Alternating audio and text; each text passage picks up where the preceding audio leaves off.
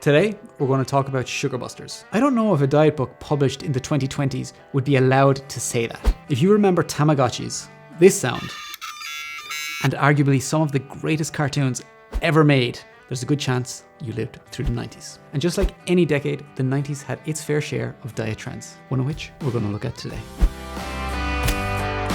How's it going, guys? My name's Richie Kirwan, and today we're going to talk all about a diet that became popular in the 90s and which, luckily for us, didn't survive long after that decade. We'll talk about how it worked, what it claimed to do, and what was wrong with it. We'll also talk about what actually works for weight loss. As always, I want to point out that I'm not recommending any particular diets in this video. In fact, I'm going to be really blunt right now and tell you that I don't think you should follow any specific diet at all.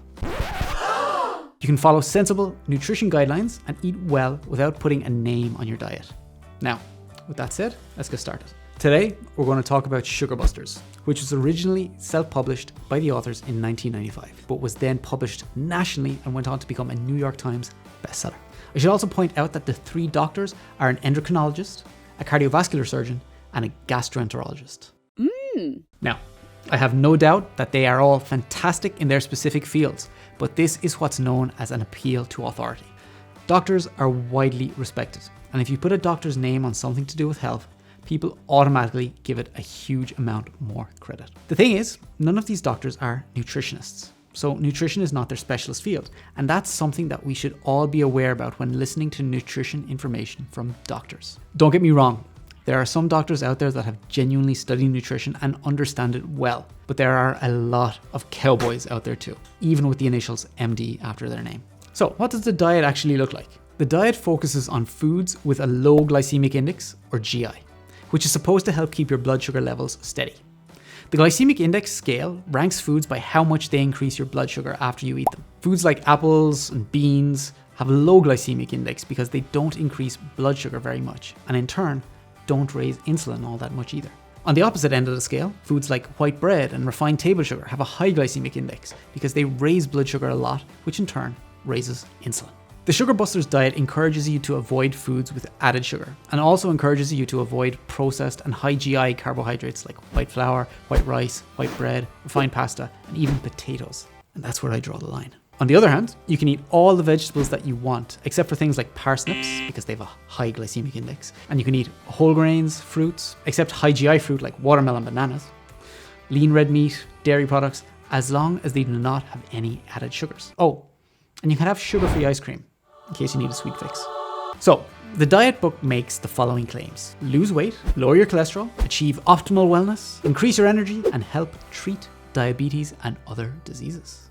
Now, this last point about helping to treat diabetes and other diseases, I don't know if a diet book published in the 2020s would be allowed to say that. In the UK at least, saying something treats a disease is a very big health claim and would require actual evidence that it does. And I don't think that this book has that evidence that it needs. Now, let's have a read of the back cover. It's time to face facts. Low-fat diets don't work. Thousands of dieters on low-fat, high-carbohydrate regimes gain back the weight and more, often wreaking unhealthy havoc on their bodies. Okay, let's stop there for a second. The truth is, the majority of people who follow a diet, no matter what type of diet it is, end up regaining the weight. That's an unfortunate truth that is not just limited to low-fat diets. Weight maintenance is very, very difficult, and often the best way to achieve it is through long-term behavior and lifestyle change. But let's keep reading. Why?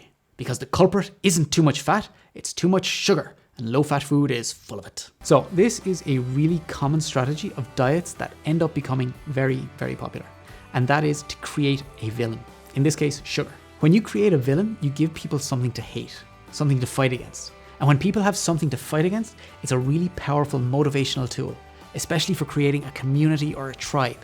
And it's a really common strategy seen in many different diets. Some aim for sugar, some aim for fat, animal products, gluten, even vegetables. As a rule of thumb, if a diet's main focus is on eliminating a specific evil food, it's probably a good diet to avoid. Let's continue reading.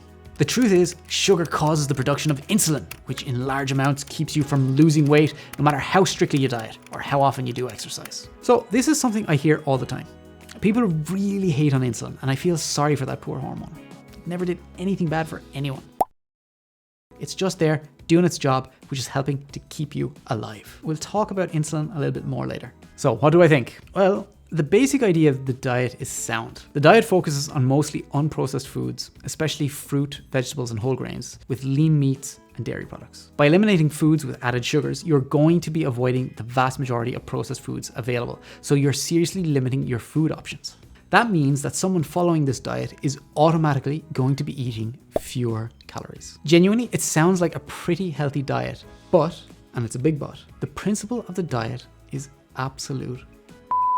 First off, let's talk about the glycemic index. It was a very, very popular concept back in the 90s and early 2000s because everybody was convinced that insulin caused weight gain. The thing is, diets based around the glycemic index do not outperform other weight loss diets when they're matched for calories. That's because the most important thing when it comes to weight loss is calorie balance. Another issue with the glycemic index is that it's measured for individual foods.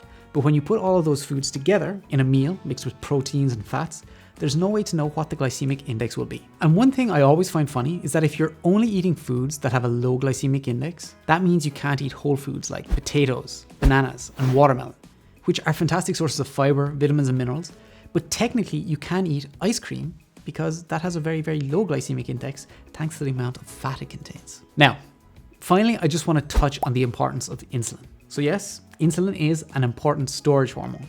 When you eat anything with carbohydrates, it gets digested to sugar, and that enters your bloodstream, which causes your body to produce insulin. Insulin's job is to bring your blood sugar levels back down to normal, because if they're too high, it's not good for your long-term health. It does this in two ways. It stops your body from burning fatty acids, so your body can start burning carbohydrates that are now in your bloodstream. And it also encourages your body to store the extra carbohydrate in two ways. Either it sends carbohydrate to your muscles quickly to get stored as glycogen, or it sends carbs to your fat cells where it gets converted into fat. Now, I'm sure many of you are listening to this and thinking, oh my God, insulin sounds like it really does cause people to gain weight and stop losing fat. Here's the thing, insulin only has those effects when its levels are elevated, and insulin levels in healthy people often remain high only for a short period after somebody eats.